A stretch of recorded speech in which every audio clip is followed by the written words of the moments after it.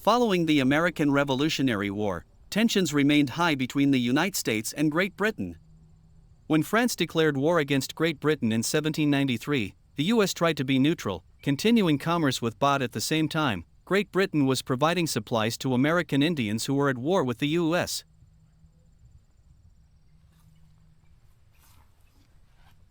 In 1795, the Jay Treaty with Great Britain and the Treaty of Greenville with the American Indians calmed things until 1803, when Great Britain and France went to war again. Economic embargoes by all three nations and British blockades of U.S. ports, impressment, and their use of American Indians to oppose westward expansion, spurred a declaration of war. The War of 1812 had begun. Having once moved men and supplies overland through the Great Black Swamp, General Anthony Wayne, following the August 4, 1794, Battle of Fallen Timbers, looked for alternative routes. He found them in the rivers of northwest Ohio, which could support the heavy watercraft necessary for transporting numbers of troops and supplies.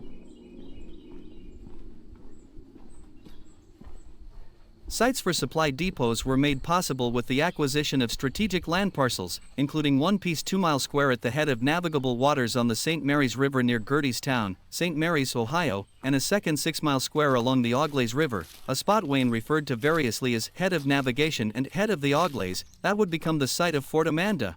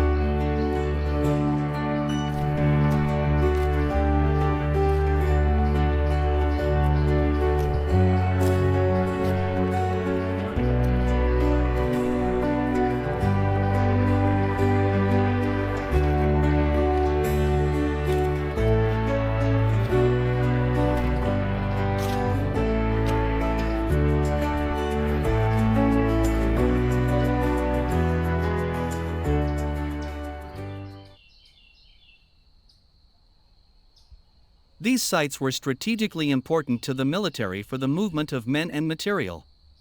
The Great Black Swamp covered 1,500 square miles of what is now northwest Ohio. It was a mosquito-infested, densely forested swamp that flooded most of the year. The only way to transport supplies through the swamp was by using civilian contractors that were both expensive and undependable. With the land acquired on the St. Mary's and the Auglaize rivers, Wayne focused on the use of the waterways, shortening the distance between Loramie's store and the Great Miami River from over 70 miles to just 21 at an enormous cost savings.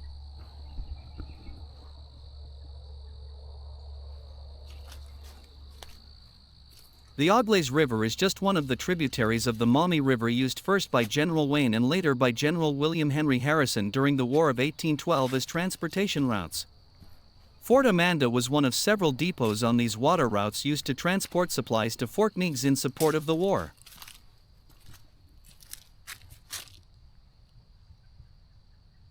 Between 1812 and 1814, soldiers who had become sick or sustained injuries in battles were brought back to Fort Amanda. Some died from their injuries, while others succumbed to germ-related maladies such as dysentery, lake fever or typhoid, measles and flux or severe diarrhea. 75 gravestones honoring unnamed soldiers of the War of 1812 were erected here in what was then called a national cemetery.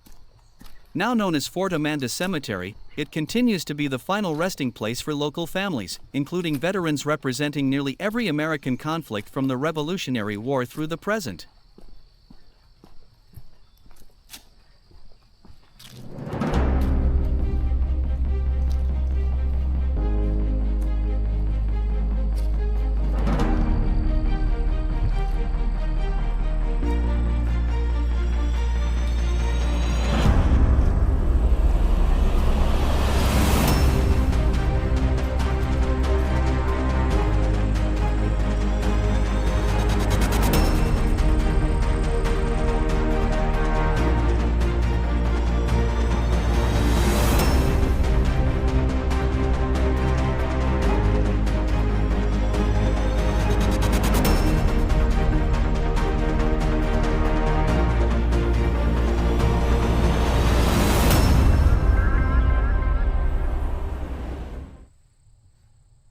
After General William Hull's surrender at Detroit early in the War of 1812, most of the Michigan Territory came under British and Indian control.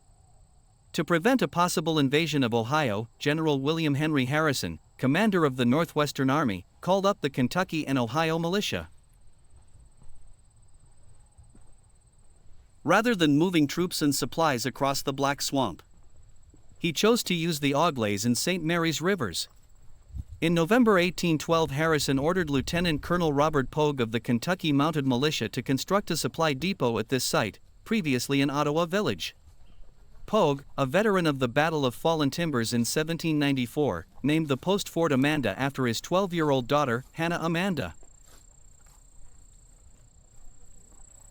Quickly built, Fort Amanda initially consisted of 4 two-story blockhouses connected by 11-foot palisades, occupying an area of about 160 feet by 160 feet. Captain Thompson Ward's company of Kentucky militia garrisoned the fort until February 1813, when Captain Daniel Hosbrook of the Ohio militia assumed command. Under his direction, the fort was enlarged to accommodate the growing quantity of supplies stored here, which included livestock, grain, munitions, and whiskey. Large rafts were constructed nearby to transport the men and materials downriver.